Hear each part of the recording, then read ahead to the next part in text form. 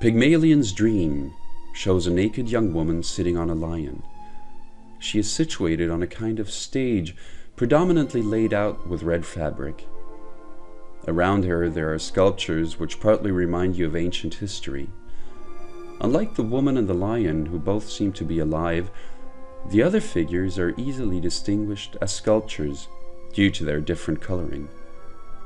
In the background one looks into a vast landscape where there are also pictures, partly on pedestals.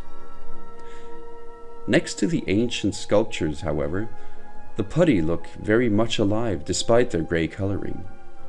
They seem to be rollicking about and are clearly interacting with each other. The young woman is looking to the upper right out of the picture. She has a strand of hair in her mouth. Around her lower arms and on the lap are colorful cloths.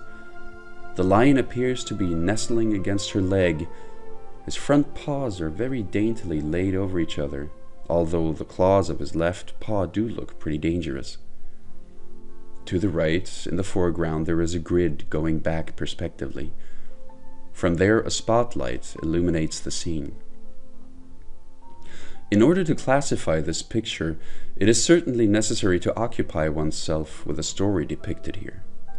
Pygmalion is originally a Greek myth which became known especially in Ovidius' version, where Pygmalion became a misogynist through bad experience.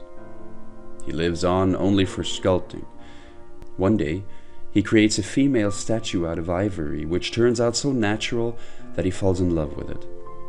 In the end, he asks Aphrodite, the goddess of love, to bring the figure to life. She succeeds, and the two unite. This story has been the theme of paintings since the Renaissance era. Of course, the fact that an artist's work comes to life has a lot to do with the artist's position. Only after the painters, sculptors, etc. were no longer viewed as simple craftsmen, but as artists, that is, as creators of independent worlds, could such a myth become relevant to them.